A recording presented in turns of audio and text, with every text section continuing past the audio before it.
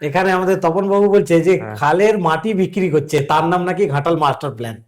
তো আপনারা খালের মাটি বিক্রি করে ঘাটাল মাস্টার প্ল্যান করতে হচ্ছে? না, খালের মাটি বলতে কি, নো কস্ট ডেভেলপমেন্ট মানে ওই জিনিসটা কি? নো কস্ট মডেল বলতে এবার আমি হ্যাঁ। বলছি, আমার গভর্নমেন্টকে যদি কাজ করতে হয়, হুম, তো সেই ক্ষেত্রে হচ্ছে যে গিয়ে পয়সা দিয়ে আমাকে এজেন্সি লাগিয়ে আমার হচ্ছে যে গিয়ে ওই ডিপার্টমেন্টকে দিয়ে ওই কাজটা করতে হতো। হুম, তার জন্য গভর্নমেন্টের লক্ষ লক্ষ কোটি টাকা খরচা হতো। হুম, এবার সেই জায়গায় গভর্নমেন্ট কি করেছে, এক আহ, মানে 1 টাকা পার ঘন ফুট, হুম, হ্যাঁ, মানে একটা ট্র্যাক্টর আচ্ছা, যা মাটি ধরে আর কি, সেই মাপে হচ্ছে যে গিয়ে আমার হচ্ছে মাটি দিচ্ছে 1 টাকা নিয়ে। হুম, ঠিক আছে, এতেই হচ্ছে গভর্নমেন্টের কোষাগারে অনেকখানি লয়ালটি জমা পড়ছে, যে টাকাটা গভর্নমেন্ট কি করছে না আবার হচ্ছে যে গিয়ে এলাকার ডেভেলপমেন্টের জন্য দিয়ে দিচ্ছে।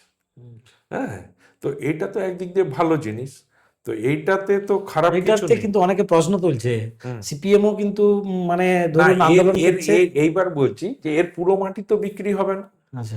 এর একটা পার্সেন্টেজ আছে, সেই পার্সেন্টেজ মাটিটা এজেন্সি যারা নিচ্ছে আর কি তারা বিক্রি করে দিতে পারে, কিন্তু বাকি যে মাটির পোর্শনটা থাকছে হুম, প্রায় 35 থেকে 40% মতো মাটি, হুম, যে মাটিটা হচ্ছে আমার ওই খাল বা নদীর 2 সাইড হচ্ছে মেরামতের জন্য বা পোক্ত করার জন্য হচ্ছে দিতে হুম, হবে। হুম, হ্যাঁ, তো এই ক্ষেত্রে কোনো অসুবিধা হচ্ছে না, এটা যদি দেখি।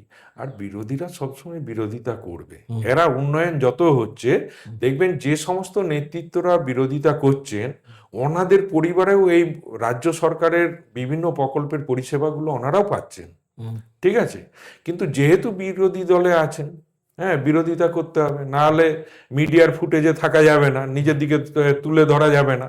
এমনি রাজনীতিগতভাবে একের পর এক নির্বাচনে তারা পর্যুদস্ত হয়ে যাচ্ছে, তৃণমূলের কাছে হেরে গোহারান হেরে যাচ্ছেন, তাই মাথা টাথা ঠিক নেই, মানুষ গুরুত্ব দিচ্ছে না। তো একটু না বগলে পারে তৃণমূল কংগ্রেসের বিরুদ্ধাচরণ না করলে মিডিয়ার সামনে নিজেদের অস্তিত্ব টিকিয়ে রাখবে কি করে? আচ্ছা।